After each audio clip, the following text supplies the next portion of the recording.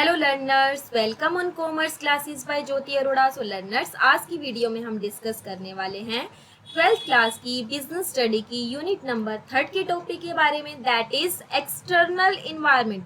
सो learners, already हमने previous video में external environment के बारे में डिस्कस किया। वहां पे हमने देखा एक्सटर्नल इन्वायरमेंट दो तरह का होता है, micro environment and the macro environment. So learners, micro environment के बारे में हमने प्रीवियसली पार्ट नंबर 4 में डिस्कस किया।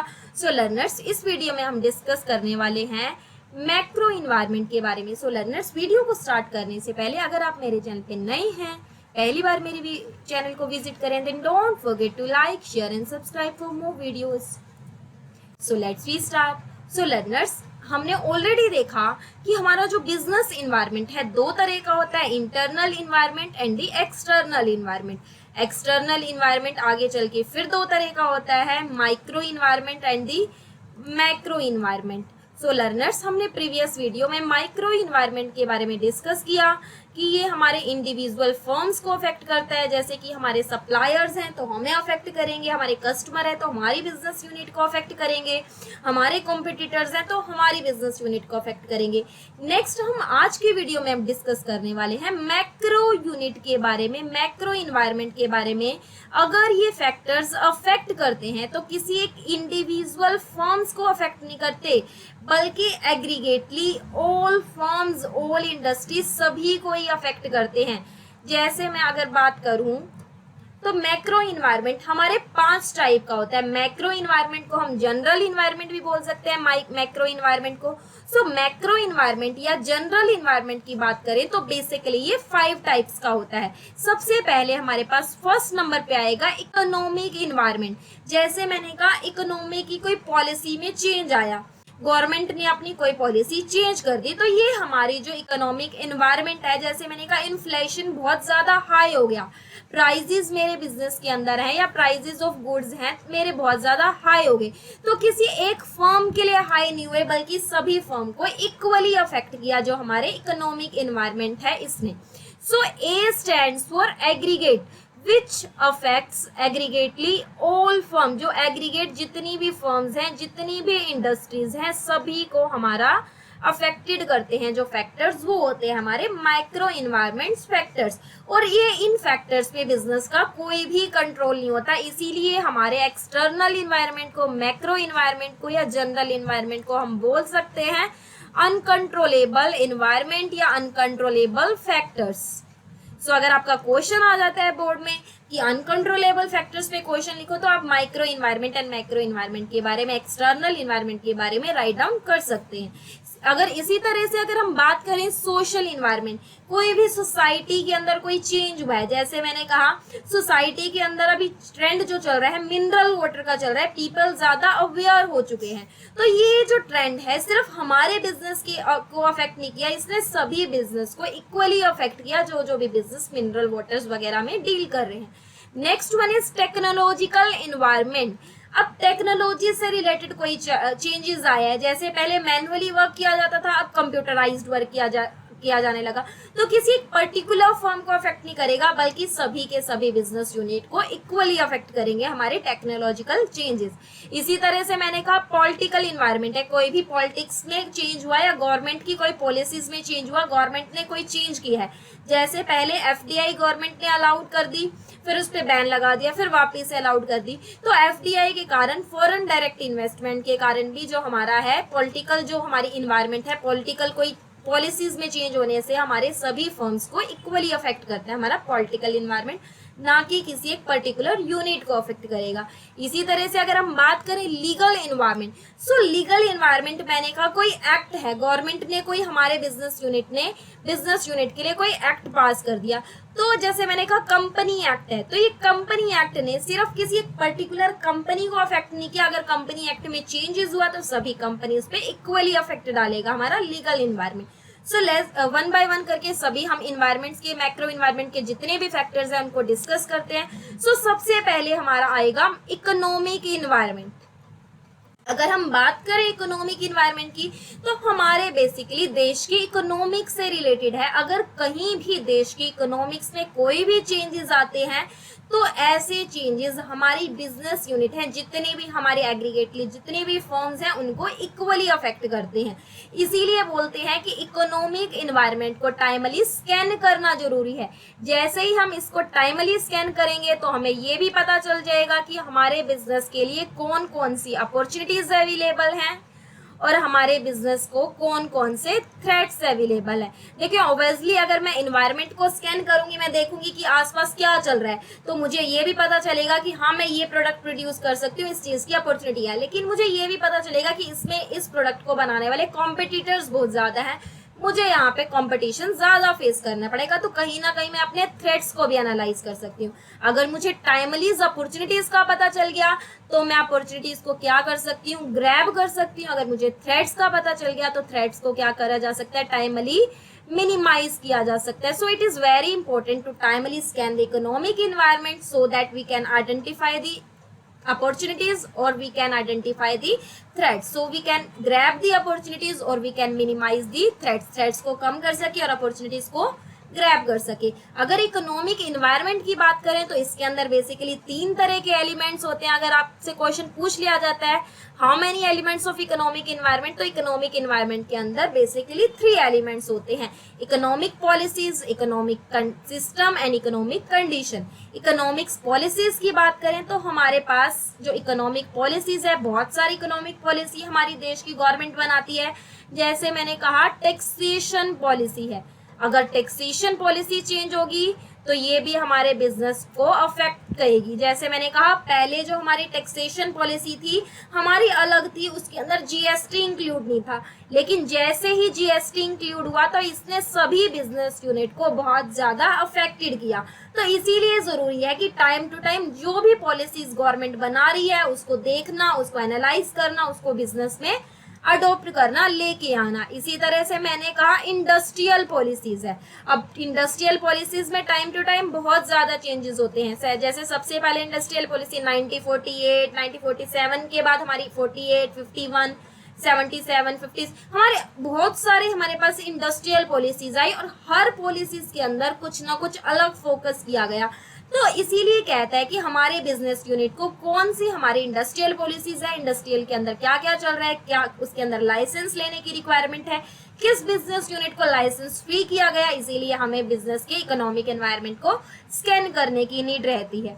इसी तरह से मैंने कहा मॉनेटरी पॉलिसीज है या फिस्कल पॉलिसी है। जैसे ही गवर्नमेंट ने मॉनेटरी पॉलिसीज या फिस्कल पॉलिसीज के अंदर चेंज किया तो हमें अपनी बिजनेस यूनिट को भी टाइमली स्कैन करके अपने बिजनेस की पॉलिसीज में चेंज करना पड़ता है। तो ये कहता है इसीलिए बिजनेस के लिए बहुत जरूरी है कि बिजनेस क्या करे, अपने बिजनेस एनवायरनमेंट को टाइमली स्कैन करे कि कौन कौन सी इकोनॉमिक पॉलिसीज है, इकोनॉमिक सिस्टम कैसा है वहाँ का, जहाँ जिस देश की कंट्री में बिजनेस कर रहे हैं। जैसे मैंने कहा इंडिया है तो इंडिया के अंदर अलग इकोनॉमिक सिस्टम है, जापान वहाँ पे अलग इकोनॉमिक सिस्टम है, रशिया वहाँ पे अलग इकोनॉमिक सिस्टम है, अमेरिका के अंदर अलग सिस्टम है। तो बेसिकली हमने इसको 3 टाइप्स में डिवाइड कर दिया इकोनॉमिक सिस्टम को। सबसे पहले मैंने कहा capitalist economic system, capitalistic economic system. अब अगर मैं बात करूं अमेरिका की तो वहां का जो इकोनॉमिक सिस्टम है कैपिटलिस्ट इकोनॉमिक सिस्टम है। Next one is socialistic economic system, जहां पे सिर्फ गवर्नमेंट ही बिजनेस को रन अप कर सकती है, वो होते हैं हमारे socialist economic system. Capitalist economic system जहां पे हमारे जो बिजनेस यूनिट है, बिजनेस यूनिट की जो मेन पावर होती है, बिजनेस यूनिट को एस्टेब्लिश करने का राइट होता है, वहां पे प्राइवेट एंटरप्रेन्योर्स को होता है। मीन्स पूरी तरह से प्राइवेट एंटरप्रेन्योर्स हमारे बिजनेस को चला सकते हैं, उसको कंट्रोल कर सकते हैं, रन कर सकते हैं इन कैपिटलिस्ट इकोनॉमिक्स में। जैसे कि अगर हम बात करें तो अमेरिका में, साउथ कोरिया की बात करें तो सोशलिस्ट इकोनॉमिक सिस्टम है। इसी तरह से इंडिया की बात करें तो इंडिया में कौन सा इकोनॉमिक सिस्टम है, मिक्स्ड इकोनॉमिक सिस्टम। यहाँ पे कुछ बिजनेस ऐसे हैं जिसको गवर्नमेंट रन करती है और कुछ बिजनेस को हमारे प्राइवेट एंटरप्रेन्योर रन करते हैं। तो हमारे इंडिया का जो इकोनॉमिक सिस्टम है वो हमारा मिक्स्ड इकोनॉमिक सिस्टम है। तो हमारा बिजनेस कैसा होगा, यहाँ पे जो हमारी जो ओनरशिप है वो किसके हैंड में होगी, क्या गवर्नमेंट के हैंड में होगी, क्या फुली हमारी प्राइवेट एंटरप्रेन्योर के हैंड में होगी। तो वहाँ का इकोनॉमिक सिस्टम भी हमारे देश की जो बिजनेस है, हमारे कंट्री का बिजनेस है, उसको अफेक्टेड करता है। इसी तरह से अगर बात करें इकोनॉमिक कंडीशन की तो इकोनॉमिक्स कंडीशन में आएगा वहाँ का इन्फ्लेशन लेवल कैसा है, क्या प्राइस वहाँ पे कंटिन्यूस बढ़ रहे हैं, वहाँ की नेशनल इनकम कैसी है, वहाँ की इनकम कैसी है। अगर नेशनल इनकम ज्यादा होगी तो बिजनेस पॉजिटिवली अफेक्ट रहेगा, वहाँ की डिमांड्स बढ़ेगी गुड्स एंड सर्विस की। पर कैपिटा इनकम कैसी है, अगर एक पर्सन की इनकम इंक्रीज होगी तो पर्सन गुड्स एंड सर्विस पे ज्यादा स्पेंड करेगा और हमारे बिजनेस कहीं ना कहीं क्या होगा, ग्रो होगा, हमारे बिजनेस के लिए पॉजिटिव इफेक्ट रहेगा। इसीलिए एक जरूरत है, इसीलिए जरूरी है कि एक बिजनेसमैन क्या करे, टाइमली स्कैन करे उसका इकोनॉमिक एनवायरनमेंट कैसा है, इकोनॉमिक पॉलिसीज के बारे में, इकोनॉमिक कंडीशन के बारे में, इकोनॉमिक सिस्टम के बारे में टाइमली स्कैन करे, ताकि उसको पता लग जाए कि कौन कौन सी अपॉर्चुनिटीज अवेलेबल है, किस किस प्रोडक्ट का प्रोडक्शन कर सकता है, अपॉर्चुनिटीज हो तो टाइमली ग्रैब कर सकता है, अगर थ्रेट का पता चल जाए तो थ्रेट को मिनिमाइज कर सकते हैं। अगर हम बात करें इकोनॉमिक एनवायरनमेंट हमारे बिजनेस को कैसे अफेक्टेड करता है, या impact of economic environment on business, की इकोनॉमिक एनवायरनमेंट बिजनेस को कैसे अफेक्ट करता है। सो बहुत सारे एग्जाम्पल दे रखे हैं। सबसे अगर हम फर्स्ट एग्जाम्पल की बात करें तो decrease in the interest rate, जैसे ही बैंक की इंटरेस्ट रेट डाउन आ गई, इसका मतलब हमें जो इंटरेस्ट मिल रहा है, हमें जो लोन मिल रहा है ना, हमें कम रेट पे मिल रहा है। Significantly increase the demand of good and service, तो इससे हमारी जो डिमांड है गुड्स एंड सर्विस की बढ़ जाएगी। अब कैसे बढ़ जाएगी, मैंने कहा मैं बैंक में गई, मुझे जो इंटरेस्ट है ना वो बहुत सस्ता मिला, इंटरेस्ट रेट बहुत कम है, तो मैं लोन क्या लूंगी, मैं लोन ज्यादा लूंगी। अगर मेरे पास पैसे ज्यादा होंगे तो ऑब्वियसली गुड्स और डिमांड, गुड्स की सर्विस है जो demand, goods of demands and service है, गुड्स एंड सर्विस की डिमांड ऑब्वियसली ज्यादा होगी। तो डिपेंड करता है बैंक में इंटरेस्ट रेट क्या क्या चल रही है, ये भी हमारे बिजनेस को अफेक्ट करेगा। इसी तरह से rise in increase in income of people, अगर पीपल की इनकम इंक्रीज होगी, पर कैपिटा इनकम इंक्रीज होगी, तो lead to increase in demand of goods and service, तो पीपल की जो डिमांड्स है गुड्स या सर्विस की वो बढ़ेगी, क्योंकि पीपल के हाथ में इनकम ज्यादा है, मनी ज्यादा है, तो गुड्स पे ज्यादा स्पेंड करेंगे और बिजनेस के लिए, बिजनेसमैन के लिए अपॉर्चुनिटीज होगी। लेकिन जैसे ही पीपल की इनकम घटना शुरू हो जाती है, पर कैपिटा इनकम डिक्रीज होना स्टार्ट हो जाती है, तो वैसे ही हमारे बिजनेस पे नेगेटिवली अफेक्ट पड़ता है और हमारे बिजनेस के अंदर जो demand of goods and service है वो अल्टीमेटली डाउन होना स्टार्ट हो जाती है। Next one is high inflation rate, जैसे ही हमारी कॉस्ट, जैसे ही सारी चीजें महंगी हो जाती है, या महंगाई हमारी क्या है, बढ़ती है, इंक्रीज हो जाती है, तो कॉस्ट ऑफ बिजनेस, अब बिजनेस को सारी चीजें महंगी मिलेंगी, कॉस्टली मिलेंगी। अब सारी चीजें कॉस्टली मिलेंगी तो हमारे बिजनेस की कॉस्ट क्या है, बढ़ जाएगी, हमारे बिजनेस पे नेगेटिव इफेक्ट पड़ेगी और हमारे बिजनेस के लिए थ्रेट्स क्रिएट होगा। इसीलिए कहता है कि एक बिजनेसमैन को टाइमली, टाइम पे इकोनॉमिक एनवायरनमेंट को स्कैन करना जरूरी है, ताकि उसको पता चल जाए कि कौन कौन से थ्रेट है, ताकि उस टाइम पीरियड में उन थ्रेट से बच सके, उन टाइम पीरियड पे अपने एक्सपेंसेस को कम कर सके। Next one is social environment. अभी हमने देखा इकोनॉमिक इन्वायरमेंट 3 तरह का था, economic condition, economic policy, economic system. ये हमारे बिजनेस को अफेक्ट करता है, हमारे बिजनेस को अपॉर्चुनिटीज प्रोवाइड करता है, थ्रेट्स प्रोवाइड करता है। इसी तरह से अगर हम बात करें सोशल इन्वायरमेंट, अब सोशल इन्वायरमेंट किससे रिलेटेड है, सोसाइटी से रिलेटेड है। अब देखो एक बिजनेस है, बिजनेस सोसाइटी में ही एस्टेब्लिश होता है, तो कहीं ना कहीं जो सोसाइटी है एक बिजनेस को, सोसाइटी का एनवायरनमेंट बिजनेस को अफेक्टेड करता है। जैसे मैंने कहा सोसाइटी के अंदर कौन कौन से फैक्टर्स आएंगे, इसके अंदर आते हैं सोशल ट्रेंड क्या चल रहा है, वैल्यूज कैसी हैं सोसाइटी की, या वहाँ की ट्रेडिशंस वगैरह कैसी हैं। तो मेन एलिमेंट जो हमारे सोसाइटी के हैं ये क्या है, social trend, values and tradition. मैंने कहा सोसाइटी के अंदर जैसा ट्रेडिशन होगा ना, जैसा ट्रेडिशन चल रहा होगा वैसे ही वहाँ के लोग प्रोडक्ट परचेज करना पसंद करते हैं। वे जैसे प्रोडक्ट करना परचेज करेंगे वैसे ही एक बिजनेसमैन को गुड्स एंड सर्विस प्रोड्यूस करनी पड़ेगी। जैसे मैंने कहा बहुत सारे सोशल ट्रेंड्स हैं, प्रिवेलिंग है सोसाइटी में, बहुत सारे ट्रेडिशंस है सोसाइटी में प्रिवेलिंग है। जैसे मैंने कहा क्रिसमस चल रही है, अब क्रिसमस चलेगा तो रेड और व्हाइट कलर्स के गुड्स की डिमांड जो हमारी क्या है, इंक्रीज हो जाएगी। इसी तरह से मैंने कहा ईद आ गई, ईद आने पे किस चीज की डिमांड इंक्रीज होगी, ब्लैक कलर के प्रोडक्ट की, ब्लैक कलर्स की जो हमारी जो क्लॉथ्स है उसकी डिमांड इंक्रीज होगी।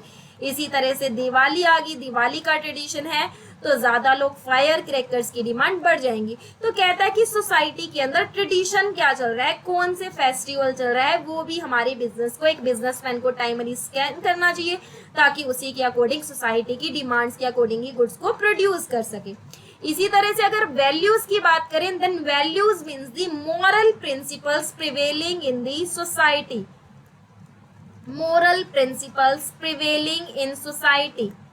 सोसाइटी के अंदर कौन कौन से जो हमारे मॉरल प्रिंसिपल्स फॉलो किए जा रहे हैं। जैसे मैंने कहा ये हमारे जो वैल्यूज हो सकती हैं, सोशल जस्टिस, सभी के साथ चाहे मैन हो चाहे फीमेल हो सभी के साथ इक्वालिटीज की जाती है, हमारे सभी के साथ जस्टिस किया जाता है। इसी तरह से मैंने कहा सभी को हमारी क्या है, फ्रीडम का ट्रेंड चल रहा है, फ्रीडम की वैल्यू है, चाहे छोटा है चाहे बड़ा हो सभी को फ्रीडम है आफ्टर इंडिपेंडेंस। तो ये हमारे कहीं ना कहीं बिजनेस को भी अफेक्ट करते हैं। इसी तरह से सोशल ट्रेंड है, जैसे मैंने कहा सोशल जस्टिस है, अगर एक पर्सन को जस्टिस होगी, चुनने का अधिकार है, जस्टिस मिलेगी, तो ये कहता है कि एक पर्सन की सोशल रिस्पॉन्सिबिलिटीज इंक्रीज होंगी। इक्वालिटीज है, चाहे मेल है चाहे फीमेल है, अगर सभी को इक्वालिटीज है तो मार्केट प्लेस पे मेल जो है वुमेन को डोमिनेट नहीं कर सकता, सभी की इक्वालिटी रहेगी चॉइस की। फ्रीडम की बात करें, अगर एक पर्सन को फ्रीडम है तो मार्केट में भी उसको प्रोडक्ट को चूज करने की फ्रीडम होगी। सोशल ट्रेंड की बात करें, अगर जैसे मैंने कहा सोसाइटी में हेल्थ और फिटनेस का ट्रेंड चल रहा है, हेल्थ एंड फिटनेस ट्रेंड चल रहा है, अगर हेल्थ एंड फिटनेस ट्रेंड चल रहा है तो क्या किस किस चीज की डिमांड बढ़ेगी, एक बिजनेसमैन को स्कैन करना चाहिए कि डिमांड जिम की डिमांड है या मिनरल वाटर्स वगैरह की डिमांड इंक्रीज होगी। तो सोशल इन्वायरमेंट कहता है कि एक बिजनेस को सोशल इन्वायरमेंट को टाइमली स्कैन करना चाहिए सो that he can timely identify the opportunities और थ्रेट्स, ताकि उसको पता चल जाए कि किस किस प्रोडक्ट्स को बनाने की अपॉर्चुनिटीज अवेलेबल है, ताकि उसको टाइमली ग्रैब कर सके। अगर थ्रेट्स का पता चलता है तो टाइमली थ्रेट्स को क्या कर सकता है, so that he can timely minimize the threats को टाइमली आइडेंटिफाई करके मिनिमाइज कर सकता है। तो सोशल एनवायरनमेंट के अंदर बेसिकली सोशल ट्रेंड, वैल्यूज और ट्रेडिशंस आएंगे। अब हम एग्जांपल देखते हैं कि सोशल एनवायरनमेंट को अगर टाइमली स्कैन करते हैं, सोशल एनवायरनमेंट कौन कौन से फैक्टर है सोशल एनवायरनमेंट को जो बिजनेस को अफेक्ट करते हैं। सो impact of social environments on business, अगर इम्पैक्ट देखें तो सबसे फर्स्ट नंबर पे आएगा लार्ज नंबर ऑफ फेस्टिवल्स। कि हमारी इंडिया की बात करें तो इंडिया के अंदर हमारे बहुत सारे फेस्टिवल आते हैं, चाहे दिवाली हो चाहे होली हो चाहे राखी हो। अब जैसे जैसे फेस्टिवल आए वैसे वैसे ही गुड्स की डिमांड्स इंक्रीज हो जाती है, और वैसे ही अगर डिमांड्स इंक्रीज होगी तो बिजनेसमैन के लिए बहुत सारी अपॉर्चुनिटीज क्रिएट होंगी। So large number of festival in India provides opportunities for various businessman को बहुत सारी अपॉर्चुनिटीज प्रोवाइड करते हैं, इसीलिए एक बिजनेसमैन को टाइमली स्कैन करना चाहिए एक सोशल एनवायरनमेंट को। इसी तरह से अगर हम बात करें individual freedom is a value which create freedom of choice in the market. अगर एक इंडिविजुअल को फ्रीडम है तो उसको मार्केट प्लेस पे भी पूरी फ्रीडम होगी प्रोडक्ट को चूज करने की। इसी तरह से social justice mean social responsibilities which create the social responsibilities of the business. एक बिजनेस को जस्टिस मेंटेन करनी चाहिए, बिजनेस को सोशल रिस्पॉन्सिबिलिटी होनी चाहिए, हाई क्वालिटीज के गुड्स प्रोडक्ट प्रोवाइड कराने चाहिए सोसाइटी के लिए अपनी सोशल रिस्पॉन्सिबिलिटीज को पूरा करना चाहिए। इक्वालिटीज की बात करें so equalities is also a value which emphasis that an enterprise must give equal remunerations to the males and females for the same work. अगर कोई बिजनेस के अंदर सेम काम कर रहे हैं चाहे मेल हो या फीमेल, अगर सेम काम है तो इक्वल रेम्यूनरेशन देना चाहिए। जबकि हम देखते हैं कि हमारी सोसाइटी में इंडिया में ही मोस्टली ये इक्वालिटीज नहीं है, मेल को ज्यादा हमारी रेम्यूनरेशन मिलती है, अगर फीमेल का सेम काम कर रही है तो भी उसको स्कूल में कमी मिलती है। अगर स्कूल में मेल और फीमेल दो टीचर्स हैं, दोनों सेम सब्जेक्ट टीच करें तो भी मोस्टली देखा जाता है कहीं भी इक्वालिटीज नहीं होती। तो ये कहता है कि जो इक्वालिटीज है वो भी बिजनेस को अफेक्ट करती है। Next one is health and fitness trend, कि हमारी सोसाइटी में कैसा ट्रेंड चल रहा है। अगर हेल्थ और फिटनेस ट्रेंड चल रहा है, अगर ट्रेंड फिटनेस का है तो ये हमारी डिमांड इंक्रीज करेगा जिम की, मिनरल वाटर की। तो हमारे जो जिम का बिजनेस जो बिजनेसमैन करे या मिनरल वाटर का है तो उन बिजनेसमैन के लिए पॉजिटिव इफेक्ट रहेगा। तो ये कहता है कि एक बिजनेसमैन को टाइमली स्कैन करना चाहिए सोशल एनवायरनमेंट का, ताकि टाइमली पता चल जाए कि किस प्रोडक्ट की डिमांड है, कैसा फेस्टिवल चल रहा है, कैसा ट्रेंड सोसाइटी में चल रहा है, उसी के अकॉर्डिंग सोसाइटी की डिमांड के अकॉर्डिंग अपना प्रोडक्ट प्रोड्यूस कर पाए। Next one is and third जो हमारा इन्वायरमेंट है that one is of technological environment. अगर टेक्नोलॉजिकल इन्वायरमेंट की बात करें तो ये हमारा जो इन्वायरमेंट है टेक्निक से रिलेटेड है। जैसे ही कोई टेक्निक चेंज हुई, एक बिजनेसमैन को टाइमली स्कैन करना चाहिए और उस टेक्निक्स को अडॉप्ट करना चाहिए। अगर वो अडॉप्ट नहीं करता तो बिजनेसमैन के लिए थ्रेट्स क्रिएट हो जाता है। वहीं उसी टाइम हो सकता है कि नए कॉम्पिटिटर्स मार्केट में अपनी टेक्नोलॉजी के साथ, नई टेक्निक्स के साथ एंटर कर जाए और हमारे बिजनेस से आगे निकल जाए। तो ये कहता है कि बिजनेस को टाइमली, टाइम टू टाइम अपने टेक्नोलॉजिकल इन्वायरमेंट को भी स्कैन करना चाहिए, ताकि उसको अपॉर्चुनिटीज का पता चल जाए और थ्रेट्स का पता चल जाए, ताकि थ्रेट्स को मिनिमाइज कर सके और अपॉर्चुनिटीज को ग्रैब कर सके। अगर टेक्निक्स की बात करें तो technological environment means the innovations of new technique, नई नई टेक्निक्स को इनोवेशन करना, चाहे प्रोडक्शन की टेक्निक्स हो to produce the goods and service and operating the business, या बिजनेस को चलाने की टेक्निक्स हो, उनको इनोवेट करना। They may creates threats for some business, कुछ बिजनेस को थ्रेट्स क्रिएट करता है कुछ बिजनेसमैन के लिए, and for some businessman offer opportunities, जबकि कुछ बिजनेसमैन के लिए अपॉर्चुनिटीज क्रिएट करते हैं। अगर major element, the businessman must have close eye on the technological changes taking place in the field. ये कहता है कि एक बिजनेसमैन को टाइम टू टाइम अपने टेक्नोलॉजिकल एनवायरनमेंट को स्कैन करना चाहिए। अगर मेजर एलिमेंट्स की बात करें कि टेक्नोलॉजिकल एनवायरनमेंट के मेजर एलिमेंट्स कौन से हैं, तो इसके अंदर क्या क्या किया जाता है? Discovering new ways of producing goods and service, goods and service को प्रोड्यूस करने के नए नए मेथड्स को डिस्कवर आउट करना, and discovering new methods of operating of A business, या बिजनेस को चलाने के नए नए मेथड्स को डिस्कवर करना। प्रोडक्शन के नए नए मेथड और बिजनेस को चलाने के नए नए मेथड को डिस्कवर करना ही हमारा टेक्नोलॉजिकल इन्वायरमेंट है। जैसे अगर एग्जांपल की बात करें तो पुराने टाइम में हमारे रेडियो का यूज किया जाता था, फिर रेडियो को रिप्लेस कर दी हमारे जो टीवी ने, ब्लैक एंड व्हाइट टीवी ने, फिर ब्लैक एंड व्हाइट टीवी को कलर्स टीवी ने, फिर कलर्स टीवी को एलसीडी ने, एलसीडी को हमारी एलईडी ने रिप्लेस कर दिया। तो कहता है कि नए नए जो हमारे गुड्स एंड सर्विस हैं उसके नए नए जो मेथड्स हैं उनको डिस्कवर करना, बिजनेस को चलाने के नए नए मेथड को डिस्कवर करना ही हमारे टेक्नोलॉजिकल इन्वायरमेंट में आता है कि हम बिजनेस के अंदर और क्या नया लेकर आ सकते हैं। एक बिजनेसमैन को टाइमली इस चीज को स्कैन करते रहना चाहिए। इम्पैक्ट की बात करें कि टेक्नोलॉजिकल इन्वायरमेंट को स्कैन करना क्यों जरूरी है, हम क्यों इसको स्कैन करते हैं, अगर स्कैन ना करें तो हमारे बिजनेस पे क्या इम्पैक्ट रहेगा। सो impact of technological environment on business, business पे क्या इफेक्ट रहेगा। With the advent of television in the market, the cinema and radio industries were badly affected। देखिए जैसे ही टीवी आया लोगों ने सिनेमा देखना बंद कर दिया, रेडियो सुनना बंद कर दिया, तो इस इंडस्ट्रीज पे बहुत बुरा इफेक्ट पड़ा। अगर वहीं ये रेडियो इंडस्ट्री टाइमली स्कैन कर लेती कि हम इस तरह की कुछ प्रोडक्ट लेकर आ सकते हैं, तो कहीं ना कहीं ये सेटबैक होने से रह सकती थी, बिजनेस में, मार्केट में अपनी पोजीशन को मेंटेन रख सकते थे। With the arrival of photostat machine, जैसे ही फोटोस्टेट मशीन आई मार्केट में, लोगों ने कार्बन पेपर को यूज करना बंद कर दिया थी। कार्बन पेपर इंडस्ट्री सफर ए सेटबैक, इस इंडस्ट्रीज में बहुत ज्यादा बुरा इफेक्ट रखा। With the entry of synthetic trade, जैसे ही हमारा सिंथेटिक ट्रेड आया, हमारे जो रेशम के धागे वगैरह आए in the market, the cotton cloth industries was badly affected. जो कॉटन के कपड़े थे, लोगों ने कॉटन के कपड़े डालने बंद कर दिए, क्योंकि लोगों को तो चमक धमक वाले कपड़े ज्यादा अच्छे लगते हैं, इनका ट्रेंड इंक्रीज कर दिया। वहीं अगर ये इंडस्ट्रीज, कॉटन जो इंडस्ट्रीज बना रही थी, जो भी बिजनेसमैन, अगर इसको टाइमली स्कैन करती तो कहीं ना कहीं मार्केट में अपनी पोजीशन को मेंटेन कर सकते थे। नेक्स्ट और लास्ट, अगर हम इसी तरह से बहुत सारे एग्जाम्पल हैं, अगर हम बात करें, इसी तरह से डिजिटल वॉचेस आई तो हमारे ट्रेडिशनल वॉचेस रिप्लेस होगी। जैसे आज के टाइम में अगर हम यूज करें तो पीपल स्मार्ट वॉचेस को यूज करते हैं, और कोई भी जो पर्सन है, पहले लोगों ने हमारी जो ट्रेडिशनल वॉचेस चलती थी, फिर मोबाइल फोन आया तो ट्रेडिशनल वॉचेस को देखना बंद कर दिया, अब स्मार्ट वॉच आ गई, तो इसी के अंदर ही सारी सेलफोन के सारी फीचर है, इसमें व्हाट्सएप भी चलता है, यूट्यूब सब चलता है, तो पीपल ने हमारी स्मार्ट वॉचेस परचेज करनी स्टार्ट कर दी। तो कहता है कि टाइमली जैसे ही चेंजेस आते हैं, एक बिजनेसमैन को टाइमली इसको स्कैन करना चाहिए, इस तरह के बिजनेस में डील करना चाहिए, इस तरह के बिजनेस में एंटर करना चाहिए और अपॉर्चुनिटीज को ग्रैब करना चाहिए, ताकि ज्यादा से ज्यादा बेनिफिट वो ग्रैब कर सके और थ्रेट्स को मिनिमाइज कर सके। नेक्स्ट एंड फोर्थ जो हमारा फैक्टर्स है मैक्रो इन्वायरमेंट का, वो है हमारा political environment.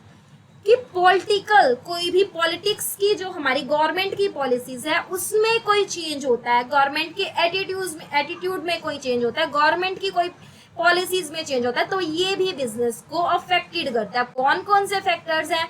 Major element of political environment, ये कहता है कि एक बिजनेसमैन को timely time to time political environment को भी स्कैन करते रहना चाहिए, देखना चाहिए पॉलिटिक्स ने, हमारी गवर्नमेंट ने कौन सा चेंजेस किया, क्या वो हमारे बिजनेस के लिए फेवरेबल है, अगर फेवरेबल है तो बिजनेस को उसको ग्रैब करना चाहिए, अगर हमारे बिजनेस के लिए थ्रेट्स क्रिएट किया तो थ्रेट्स को मिनिमाइज करने की कोशिश करनी चाहिए। अब कौन कौन से मेजर एलिमेंट है पॉलिटिकल इन्वायरमेंट के, या political condition in the country, कि हमारी कंट्रीज में पॉलिटिक्स की क्या क्या कंडीशन है, गवर्नमेंट का एटीट्यूड्स क्या है हमारे बिजनेस के लिए, attitude of the government toward business, अगर हमारी गवर्नमेंट हमारे बिजनेस को सब्सिडीज देती है, हमारे बिजनेस के लिए लिबरलाइज्ड एटीट्यूड है, सब्सिडीज प्रोवाइड कराती है, कंसेशन वगैरह प्रोवाइड करा रही है, या हमारे बिजनेस के लिए क्या है लिबरलाइज्ड एटीट्यूड है, तो हाँ ये हमारे बिजनेस के लिए अपॉर्चुनिटीज है और हमें इस चीज को ग्रैब करना चाहिए। जैसे हो सकता है गवर्नमेंट ये कहे अगर आप इस एरिया में अपना बिजनेस चलाओगे तो हम आपको इतनी सब्सिडीज देंगे, इतना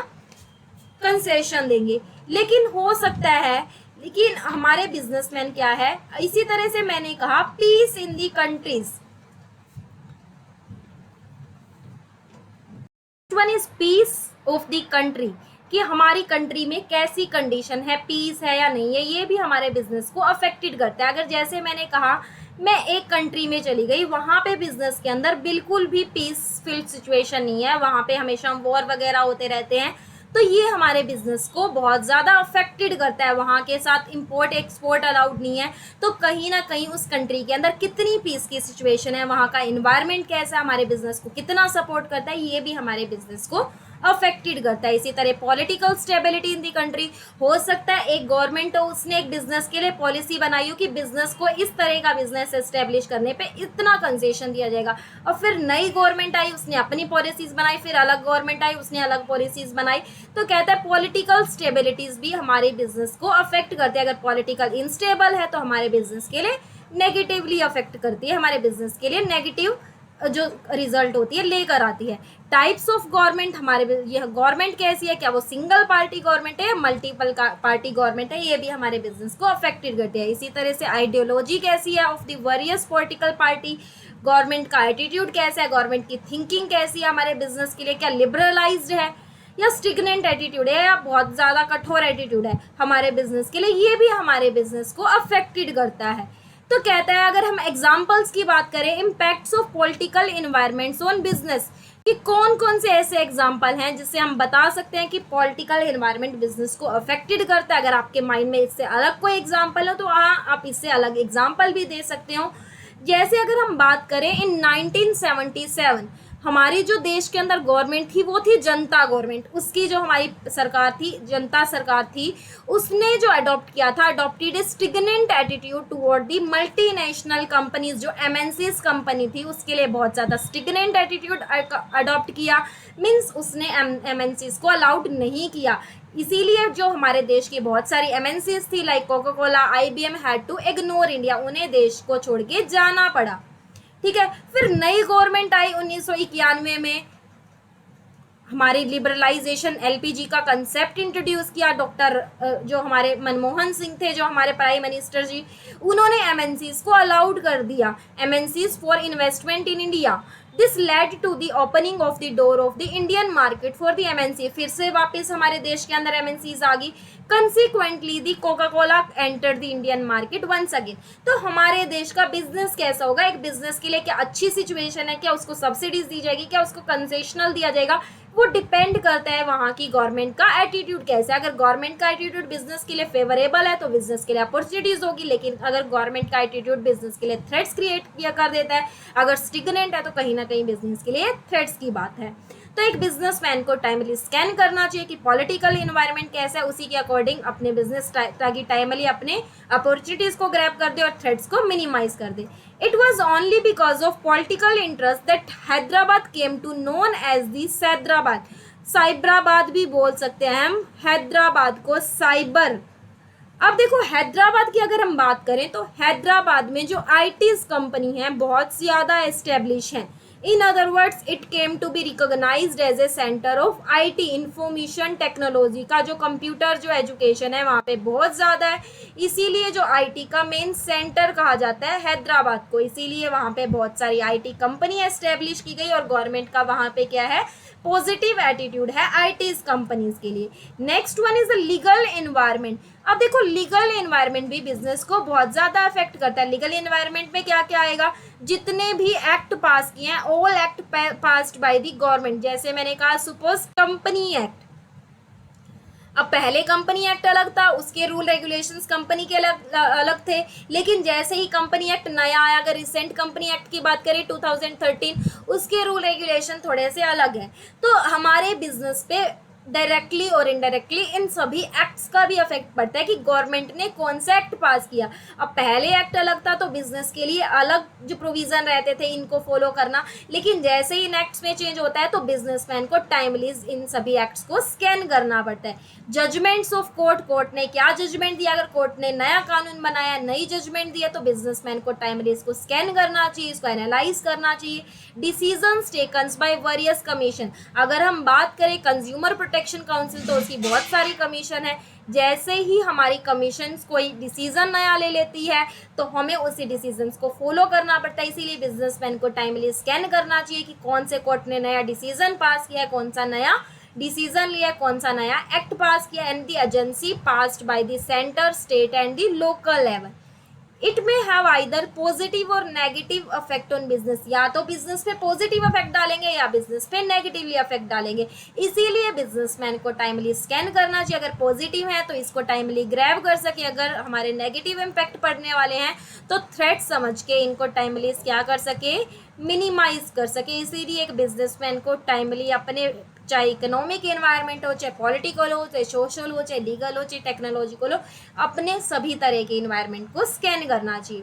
इम्पैक्ट्स की बात करें कि लीगल इन्वायरमेंट बिजनेस को कैसे अफेक्टेड करता है या इम्पैक्ट क्या होता है बिजनेस को, अगर हम एग्जाम्पल की बात करें, by removing control on the capital market, जैसे ही कैपिटल मार्केट में अलाउ कर दिया गया एक बिजनेसमैन को कि कैपिटल में जाके अपने शेयर इशू कर सकता है, करेंसी कैपिटल्स कलेक्ट कर सकता है, जैसे ही कंट्रोल हटाया गया वहां से, huge amount of capital was collected, बहुत ज़्यादा शेयर इशू किया हमने, बहुत ज़्यादा कैपिटल कलेक्ट हुई bye issuing various shares in the primary markets. With the introduction of relaxation of foreign direct investment, जैसे ही 100% एफडीआई अलाउड की गई, एफडीआई जो हमारी फॉरेन कंपनीज को अलाउ किया गया कि इंडिया में आए, हमारे इंडिया में इन्वेस्ट करें, उनके इंडिया में आने से, इन्वेस्टमेंट करने से वैसे ही हमारा फॉरेन एक्सचेंज रिजर्व इंक्रीज हुआ और अल्टीमेटली बहुत सारी जो एमएनसी है एंटर्ड द इंडियन मार्केट। तो लीगल एनवायरनमेंट, गवर्नमेंट का जो एटीट्यूड कैसा है, गवर्नमेंट ने कंट्रोल कितने लगा रखे हैं, गवर्नमेंट ने कौन सा एक्ट पास किया, ये भी हमारे बिजनेस को अफेक्टेड करता है। कंसिक्वेंटली देयर, अगर हम एफडीआई को अलाउड करने से हमारी फॉरेन एक्सचेंज रिजर्व में क्या हुआ, increase in foreign exchange reserve in the countries.